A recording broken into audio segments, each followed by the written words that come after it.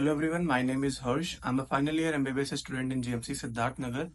और जितने भी लोग नीट 2025 में सेलेक्ट हुए हैं तो उनको मैं दिल से कॉन्ग्रेचुलेट करना चाहता हूँ। अगर आपका नंबर सिलेक्शन जोन से सेफ जोन से ऊपर है तो आपने एक वॉर तो जीत लिया, लेकिन अभी एक बहुत ही ज्यादा इम्पोर्टेंट बैटल अभी बाकी है और वो बैटल है नीट की काउंसलिंग का।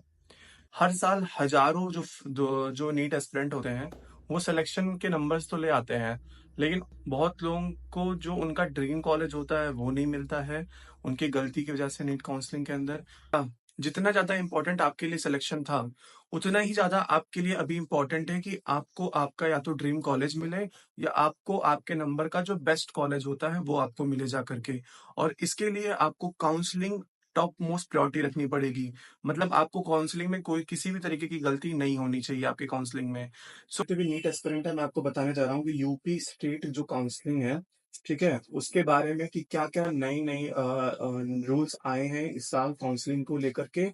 और यूपी डीजीएमई जो काउंसलिंग अथॉरिटी है यूपी के अंदर जो काउंसलिंग कराती है, उसने क्या क्या इंफॉर्मेशन दे रखा है, कैसे काउंसलिंग दे रखा है। तो उन्होंने 18 जून 2025 में देखिए आप यहाँ पे उन्होंने एक पीडीएफ उन्होंने अपलोड किया है जिसमें जितने भी नीट से रिलेटेड जितनी भी इंफॉर्मेशन है वो सब इसको बताया है। ठीक है, आपको इसको पढ़ने की जरूरत नहीं है, मैं आपको पूरा एक समरी इसका देने वाला हूँ कि इसके 18-19 पेज के अंदर क्या क्या चीजें लिखी हुई हैं। आई विल प्रोवाइड यू एवरीथिंग, और सब कुछ आपको इसके अंदर जो भी मेन मेन इंपॉर्टेंट चीजें हैं वो सब कुछ मैं बताने वाला हूँ। ठीक है, तो सबसे पहले मैं बात करने जा रहा हूँ कि जो यूपी स्टेट नीट 2000 काउंसलिंग है इसकी ऑर्गेनाइजिंग बॉडी कौन सी है। तो वो UP NEET UG counselling is conducted by UP DGME, directorate of medical education and training. तो यूपी डीजीएमई है। और कौन सी साइट आपको यूज करनी है, कौन सी साइट पे आपको इन्फॉर्मेशन मिलेगी सब कुछ नीट के काउंसलिंग की, तो वो है upneet.gov.in।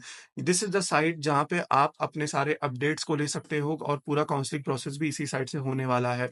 इसके साथ साथ आपका यूपी डीजीएमई की भी साइट है www.updgme.in। ये भी एक साइट है जहाँ पे आपको और भी इंफॉर्मेशन मिलेंगे, अदर जो इंफॉर्मेशन रहते हैं काउंसलिंग से रिलेटेड।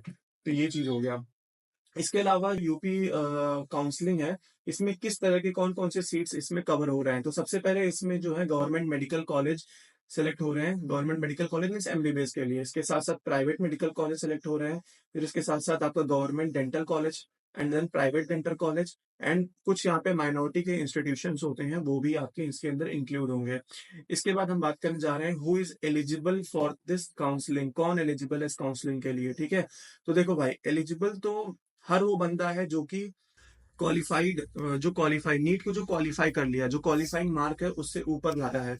तो हर वो बंदा नीट का जो कि क्वालिफाइंग नंबर के ऊपर लाया है वो क्वालिफाई है, ठीक है, काउंसलिंग कराने के लिए। ठीक है, ऐसा नहीं है कि सिर्फ जो जो सिलेक्टेड हुए हैं गवर्नमेंट जैसा सिलेक्शन कट ऑफ मार्क्स से ऊपर है वही केवल काउंसलिंग कराते हैं। भाई प्राइवेट वाले भी हैं वो भी काउंसलिंग कराते हैं, तो उनको क्वालिफाइंग नंबर ही चाहिए होता है। ठीक है, तो नीट 2025 का जो क्वालिफाइड स्टूडेंट है वो आपके एलिजिबल है। और अगर आप यूपी के डोमिसाइल हो, because this counselling is state quota counselling, तो you must be a domicile of UP, आपको उत्तर प्रदेश का डोमिसाइल होना जरूरी है, मैंडेटरी है। इसके साथ साथ अगर आप प्राइवेट कॉलेजेस के लिए UP domicile is not compulsory, ये कंपलसरी नहीं है प्राइवेट कॉलेजेस के लिए। ठीक है, अब बात करते हैं हम एज, क्या एज होनी चाहिए। तो आप सबको पता है कि एज 17 से ऊपर होनी चाहिए। ठीक है, तो 17 ईयर से आपकी उम्र ज्यादा होनी चाहिए और आपने पीसीएमबी विथ इंग्लिश किया है, मिनिमम क्वालिफाइंग मार्क क्रॉस कर दिया है। So these are the criteria जिसमें आप, ठीक है, then you are eligible for counselling. ठीक है, आप काउंसलिंग के लिए एलिजिबल है। ठीक है, अब बात करते हैं हम लोग सीट मैट्रिक्स के बारे में। जो सीट मैट्रिक्स होगी, मतलब किस कॉलेज में कितनी कितनी सीट है और कितने राउंड में कितनी कितनी सीट मिलेंगी, वो सारी जो इन्फॉर्मेशन होगी वो ऑफिशियल पोर्टल पे हर राउंड के पहले आपको बता दी जाएगी। अब कौन कौन सी कैटेगरी है इसके बारे में बात करते हैं। कैटेगरी जैसे यूआर मतलब अनरिजर्व, मतलब जो जनरल वाले आते हैं, फिर ओबीसी हो गए, फिर एससी, फिर एसटी, फिर ईडब्ल्यूएस एक कैटेगरी होगी, फिर एक होगी पीडब्ल्यूडी आपका। ठीक है, अब बात करते हैं माइनॉरिटी के बारे में। तो माइनॉरिटी हमारे हैं दो, एक तो है मुस्लिम जो है वो माइनॉरिटी के अंदर आएंगे, और जो सिख्स होते हैं, जैन होते हैं। ठीक है, हर कॉलेज के लिए अलग अलग होते हैं, तो मुस्लिम, सिख, जैन ये सब जो होते हैं वो माइनॉरिटी के अंदर आते हैं। अब बात करने जा रहा हूँ मैं काउंसलिंग प्रोसेस क्या क्या है। सो काउंसलिंग प्रोसेस देखो, टोटल 4 स्टेप्स में काउंसलिंग प्रोसेस होते हैं। सबसे पहले राउंड 1 होगा, ठीक है, फिर उसके कुछ हफ्ते 2 हफ्ते बाद राउंड 2 होगा, फिर उसके 1 हफ्ते 2 हफ्ते बाद जो है वो मॉकअप राउंड होगा, और फिर जो अल्टीमेट लास्ट राउंड होती है, ठीक है, वो होती है स्ट्रे वैकेंसी राउंड। तो टोटली आपको 4 राउंड जो है देखने को मिलेंगे, ठीक है। अब मैं बात करने जा रहा हूँ कौन कौन से स्टेप्स होते हैं इन राउंड्स में, ठीक है, कैसे आप यूपी की काउंसलिंग कराएं। तो ये सब it is just a summary जो मैं आपको बता रहा हूँ कि कैसे होता है। लेकिन मैं आपको जरूर से बोलूंगा कि आप एक नीट काउंसलर जरूर हायर कर लो, ठीक है। कम बजट में रहे, बहुत ज्यादा एक्सपेंसिव ना रहे। एक नीट काउंसलर एडजस्ट कर लो जो कि आपको गाइड करे, हर एक स्टेप पे गाइड करे, ताकि आपसे किसी भी तरह की गलती ना हो, और आप एक जो बैटल जीत, एक वॉर तो जीत लियो, लेकिन दूसरे वॉर में आपको हारना नहीं है, आपको वो बैटल भी जीतना है। सो बेसिक स्टेप है, सबसे पहले आप रजिस्ट्रेशन कराएंगे, ठीक है। वो साइट आपकी upneet.gov है। देन आपको रजिस्ट्रेशन फीस और सिक्योरिटी डिपॉजिट करना पड़ेगा। फिर डॉक्यूमेंट जो भी है वो अपलोड करने होंगे। फिर डॉक्यूमेंट वेरिफिकेशन के लिए आप पे तो ऑनलाइन स्क्रूटनी भी होगी, ठीक है। फिर उसके बाद मेरिट लिस्ट आएगी, स्टेट की मेरिट लिस्ट आती है कि कौन सा रैंक यूपी में टॉप में है, वो सब भी आएगी, पूरा ऐसे लिस्ट आ जाएगा सबका। देन आफ्टर दैट उसके बाद आप चॉइस फिलिंग करोगे, फिर चॉइस लॉकिंग करोगे, फिर आपका सीट अलॉटमेंट होगा। फिर आप जब अलॉटमेंट लेटर डाउनलोड कर लोगे, फिर आप कॉलेज में जाओगे, फिर उसके बाद आप ज्वाइन करोगे फिजिकल डेडलाइन। तो आप देख रहे हो कितने सारे स्टेप में प्रोसेस ही चलता है काउंसलिंग का, तब जाकर के आप कॉलेज में जाकर के एडमिशन लेते हो। टोटल 8 स्टेप में है, और किसी भी एक स्टेप में आपकी गलती नहीं होनी चाहिए। अगर आपने गलती की तो या तो आपकी मेडिकल एमबीबीएस की सीट चली जाएगी, या तो आपको जो ड्रीम कॉलेज चाहिए वो नहीं हो पाएगा, और या तो आपको घटिया सा कॉलेज कोई मिल जाएगा, ठीक है। तो अब बात करते हैं हम लोग फीस स्ट्रक्चर के बारे में, क्या फीस स्ट्रक्चर है, ठीक है। तो देखो, जो फीस स्ट्रक्चर है वो हर कॉलेज, गवर्नमेंट कॉलेज का वेरी करता है। 36,000 से 54,000, ठीक है, रहेगा। जैसे केजी का 54 के रेंज में रहता है, और जो भी एसएमसीज होते हैं उनके मेजोरिटी के 36,000 होते हैं। ये जो फीस, ट्यूशन फीस है, ये फॉर जनरल कैटेगरी है, ठीक है। फिर हॉस्टल और मिसलेनियस, जनरली हॉस्टल का 4800 एनुअल रहता है, ठीक है। और मिसलेनियस भी कुछ एड ऑन होते रहते हैं। अब मैं बात करने जा रहा हूँ प्राइवेट कॉलेज में। देखो, प्राइवेट कॉलेज के तो हर कॉलेज के अपने अलग अलग रहते हैं, ट्यूशन फीस उनके अलग अलग रहते हैं, हॉस्टल के फीस भी अलग अलग रहते हैं, लेकिन ऑन एन एवरेज मान के चलो 10 to 13 लाख के रेंज में रहते हैं, ठीक है। फिर उसके बाद बीडीएस जो है वो 2 to 3 lakh per year approx में रहते हैं।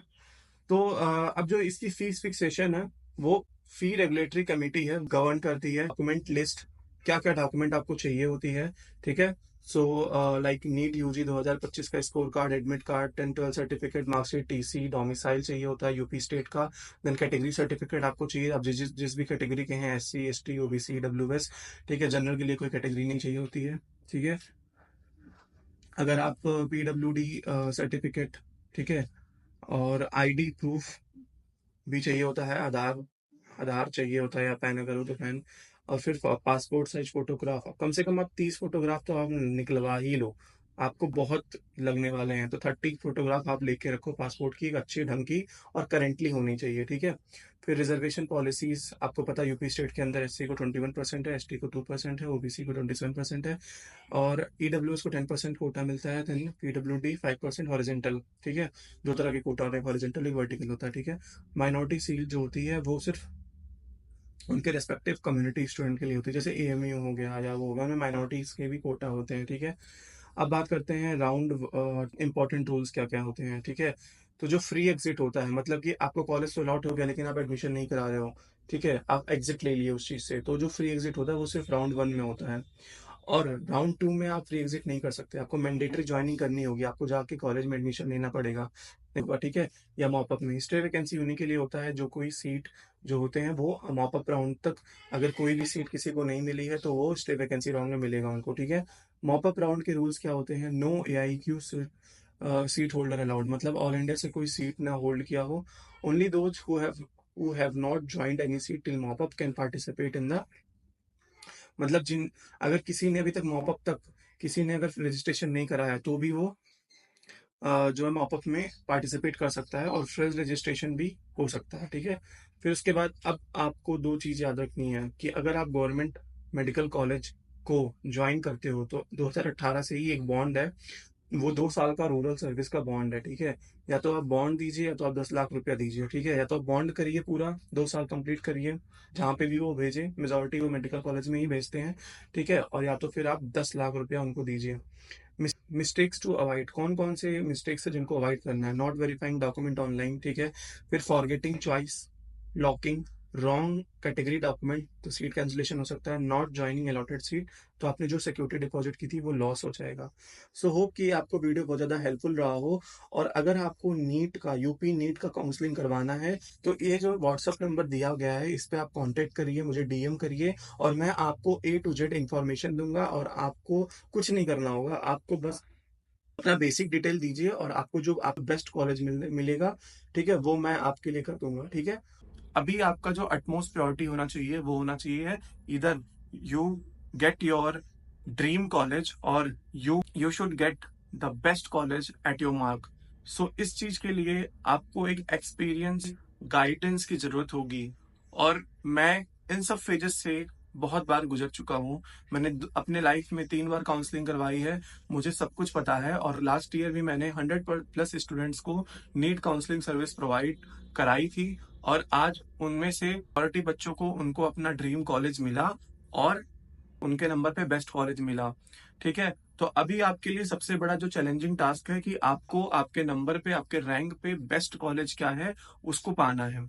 और इस चीज के लिए मैं आपके लिए खड़ा हूं और बहुत ही मिनिमम सर्विस चार्ज मैं आपसे परस्यू करूंगा। मार्केट में बहुत सारे ऐसे लोग हैं जो कि 50,000 रुपए, लाखों रुपए मांग रहे हैं गवर्नमेंट और प्राइवेट के लिए। मैंने ऐसे बहुत लोगों को देखा है जो कि काउंसलिंग खुद से करते हैं और उनको एमबीबीएस की जगह पे बीडीएस की सीट्स मिली हैं, और जबकि उनके नंबर काफी ज्यादा अच्छे थे। लोग चॉइस फिलिंग में गलती कर देते हैं, केजीएमयू की एमबीबीएस की जगह पे बीडीएस की सीट उठा लेते हैं।